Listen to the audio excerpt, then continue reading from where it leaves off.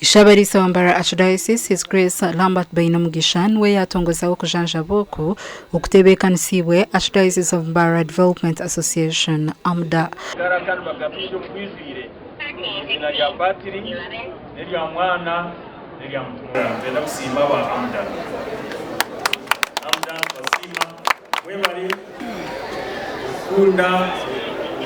Abantu silwa kugambikiriza yoga okunda abantu humanity kandi inde umuranga abantu bamukama ninja barakuyiwe ugato kumanya uyire uherezo uyire sente uyire kwato uyire umbazi nawe ubona bizire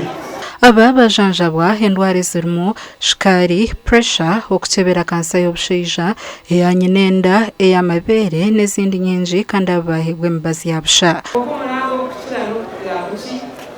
Abantu bamanye ngo rero kumanya bakoze marwaro kwekireza nangwa kugira ngo tumekwira washashe ahubwo wowe ka pressure yenye guto kujya kuri sasibona kwiyahundi wasakutera hansi wakumbasko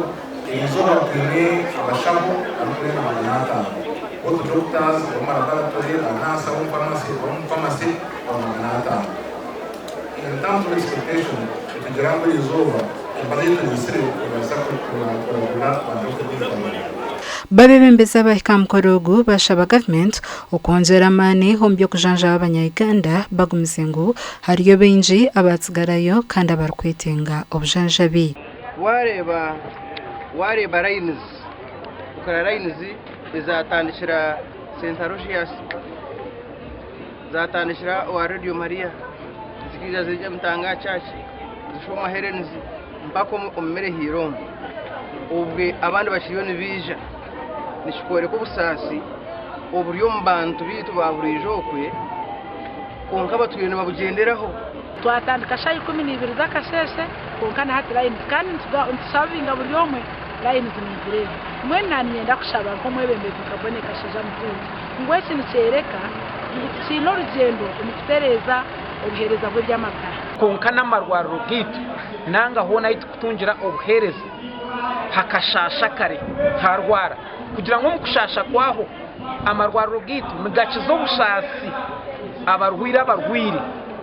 abo tutekateka ngo bino busasi nicyo kurebera inamba yisha nyamwingi kandi na hati ninyeguza ejintu tujumara heri izoba hariho abatunga obujanjabi habutwagambaho nabo kandi abasima AMDA abwentebekanseje obujanjabi obunyona busima bwaba bulungi bwayamba abanya-Uganda nangwa bingi sindi nyowe nk'omuntu nibakwenda aba AMDA kugira ngo umwana wanje okwiyabera zire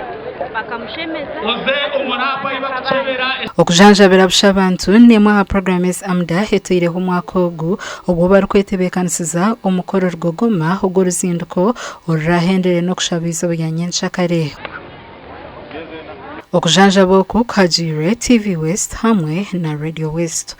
Gashakwa Abdukarim Sengendo.